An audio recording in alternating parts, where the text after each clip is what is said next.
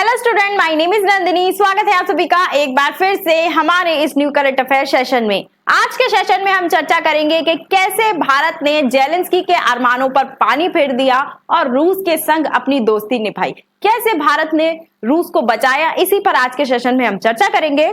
उससे पहले मेरी आपसे एक छोटी सी रिक्वेस्ट है, अगर आप हमारे चैनल पर नए हैं तो चैनल को सब्सक्राइब कर लीजिए, वीडियो को लाइक कर दीजिए, क्योंकि जितने लोग भी वीडियोस देखते हैं बहुत कम लोग होते हैं जो चैनल को सब्सक्राइब करते हैं। तो चलिए स्टार्ट करते हैं। फिलहाल में जेलेंस्की यही गाना गुनगुना रहे होंगे कि दिल के अरमा आंसुओं में बह गए। कैसे बह गए? जेलेंस्की ने एक बार फिर रूस को घेरने के लिए एक नया प्लान बनाया, लेकिन भारत के साथ रूस के कुछ दोस्तों ने मिलकर जेलेंस्की के इस प्लान की हवा निकाल दी। बात कुछ ऐसी है, फ्रांस की कैपिटल पेरिस में FATF की मीटिंग चल रही है। इस मीटिंग में यूक्रेन के द्वारा रशिया के खिलाफ एक प्रस्ताव लाया गया, एक प्रस्ताव पेश किया गया, जिस प्रस्ताव का विरोध Bharat, China, Saudi, south Africa सहित कई देशों ने किया। लेकिन अगर हम चर्चा करें कि ऐसा क्या प्रस्ताव लाया गया था जिसने रूस की मुश्किलें बढ़ा दी थी, और ऐसी मुश्किलों में रूस के जो दोस्त हैं जैसे Bharat, China, Saudi, south Africa, इन्होंने रूस का साथ दिया। तो ये जो प्रस्ताव था FATF की ब्लैक लिस्ट से संबंधित था। इस प्रस्ताव में रूस के खिलाफ बहुत सारी बातें लिखी गई थी और उन बातों के आधार पर यूक्रेन ने ये दावा किया था, ये बोला था कि रशिया को इस ब्लैक लिस्ट में, FATF की ब्लैक लिस्ट में शामिल किया जाना चाहिए। अगर हम बात करें कि यूक्रेन के क्या आरोप थे, यूक्रेन का आरोप था, यूक्रेन चाहता था कि वो रशिया को मनी लॉन्ड्रिंग के आरोप में घेरकर ब्लैक लिस्ट में शामिल करवा पाए। ऐसा प्लान यूक्रेन ने रशिया के खिलाफ बनाया था, लेकिन भारत सहित चाइना, ब्राजील, सऊदी अरेबिया, इन सभी ने मिलकर इस प्रस्ताव का विरोध किया और इस प्रस्ताव को पारित होने नहीं दिया। तो जेलेंस्की जो चाल चल रहे थे रशिया को घेरने की, वो प्लान आखिरकार फेल हो गया। तो अगर हम बात करें कि इस प्रस्ताव में क्या क्या इल्जाम लगाए गए थे, तो यूक्रेन के हिसाब से, मतलब यूक्रेन ने जो इस प्रस्ताव में कहा, उनके हिसाब से, जेलेंस्की के हिसाब से, जो रशिया है वो अंतरराष्ट्रीय वित्तीय प्रणाली के लिए एक बड़ा खतरा है और मनी लॉन्ड्रिंग से संबंधित कुछ आरोप थे। साथ ही जो रशिया है उसकी ब्लैक लिस्ट में शामिल, FATF की ब्लैक लिस्ट में शामिल कुछ देश जैसे कि ईरान, नॉर्थ कोरिया, इनसे दोस्ती भी है, तथा जो रशिया के प्रेसिडेंट है जिनका नाम है व्लादिमीर पुतिन, उनके खिलाफ इंटरनेशनल न्यायालय के द्वारा एक वारंट भी जारी किया गया है, तथा ये यूक्रेन के साथ युद्ध भी कर रहे हैं। तो इन सभी आधारों पर, इन सभी तर्कों के आधार पर जो रशिया है उसको ब्लैक लिस्ट में शामिल किया जाना चाहिए, ऐसी मांग थी इस प्रस्ताव की, यूक्रेन के इस प्रस्ताव की। लेकिन फाइनली इस प्रस्ताव का आउटपुट कुछ नहीं निकला, एट द एंड ये फेल हो गया। लेकिन अगर हम बात करें कि इस प्रस्ताव का क्या असर पड़ता, ब्लैक लिस्ट में अगर रशिया शामिल हो जाता, FATF की ब्लैक लिस्ट में अगर रशिया शामिल हो जाता, तो रशिया पे इसका क्या प्रभाव पड़ता। तो देखिए, जो लिस्ट होती है FATF की, दो प्रकार की होती है, ठीक है, दो प्रकार की लिस्ट होती है। जैसे एक है ब्लैक लिस्ट और दूसरी है ग्रे लिस्ट।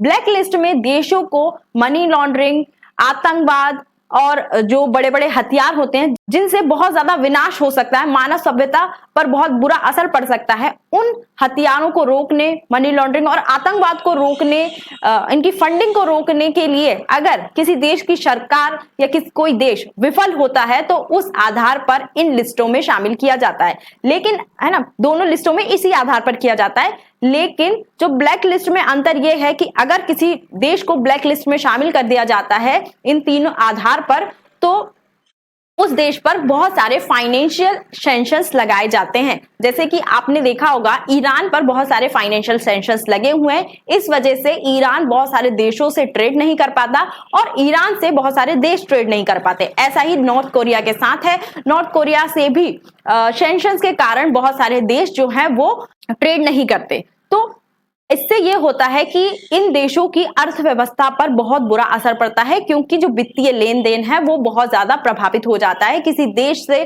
ट्रेड प्रभावित हो जाता है, किसी दूसरे देश से ट्रेड नहीं कर पाते, ट्रेड में नुकसान झेलना पड़ता है और बहुत सारे जो वित्तीय लेन देन है उनका भी नुकसान झेलना पड़ता है, जिससे अर्थव्यवस्था पूरी तरीके से चरमरा जाती है।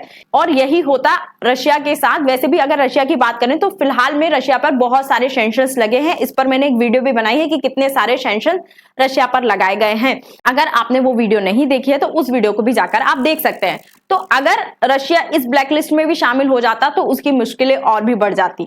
और दूसरी जो लिस्ट होती है वो होती है ग्रे लिस्ट। ग्रे लिस्ट में भी मनी लॉन्ड्रिंग और आतंकवाद को रोकने में विफल, उनके वित्त पोषण से संबंधित जो भी समस्याएं होती हैं उनको रोकने में विफल देशों को शामिल किया जाता है। लेकिन अगर इस लिस्ट में किसी देश को शामिल किया जाता है, उसको कुछ टाइम का समय दिया जाता है, मतलब समय सीमा दी जाती है कि आप इतने समय में इन जो चीजें हैं, ये जो मुसीबतें हैं, ये जो समस्याएं हैं जिनकी वजह से आप ग्रे लिस्ट में हैं, इनको दूर कर लीजिए तो आप इस लिस्ट से हट जाएंगे। लेकिन ब्लैक लिस्ट में शामिल होने के बाद जो देश है उसके पास कोई समय सीमा नहीं होती, कोई ऑप्शन नहीं होता, डायरेक्ट उस पर प्रतिबंध लगा दिए जाते हैं, वित्तीय प्रतिबंधों का सामना उसको करना पड़ता है। ठीक है, तो अगर हम बात करें कि कौन कौन से ऐसे देश हैं जो इन सैंक्शंस को या फिर इस लिस्ट में शामिल हैं, तो पहले हम बात कर लेते हैं ब्लैक लिस्ट की।